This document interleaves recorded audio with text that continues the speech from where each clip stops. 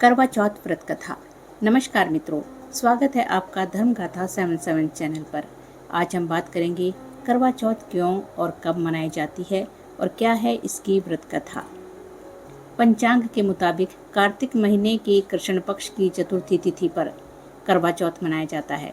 इस दिन सुहागिनें पति की लंबी उम्र, वैवाहिक जीवन सुखमय और रिश्तों में प्रेम संचार के लिए निर्जला उपवास रखती हैं, 16 श्रृंगार करती हैं और रात्रि को चंद्रमा को अर्घ्य देकर व्रत पूर्ण करती हैं।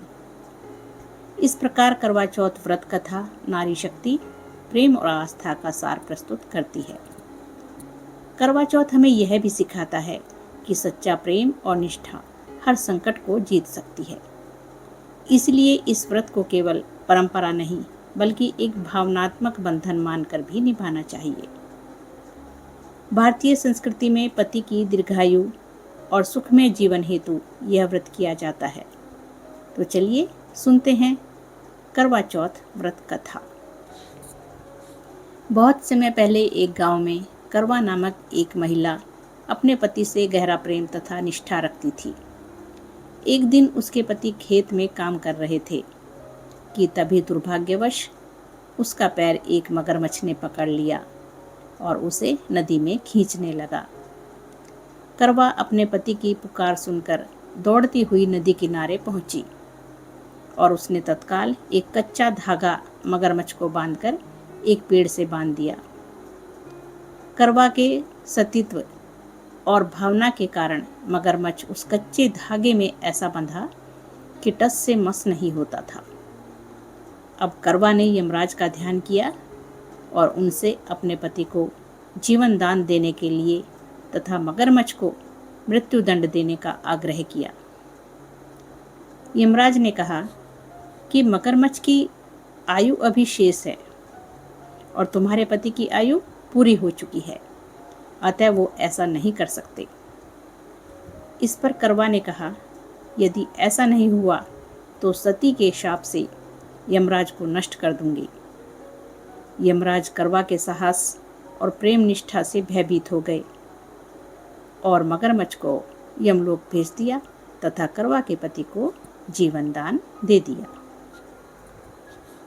इस घटना के बाद से ही कार्तिक मास की कृष्ण पक्ष चतुर्थी को करवा चौथ का व्रत प्रचलित हुआ, जिसमें विवाहित महिलाएं अपने पतियों की लंबी उम्र एवं सुख के लिए व्रत करती हैं।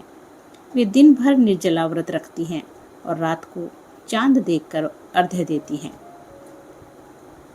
दूसरी पौराणिक कथा में मान्यता प्राप्त है कि माता पार्वती ने सबसे पहले भगवान शिव के लिए यह व्रत रखा था, जिससे उन्हें अखंड सौभाग्य की प्राप्ति हुई थी।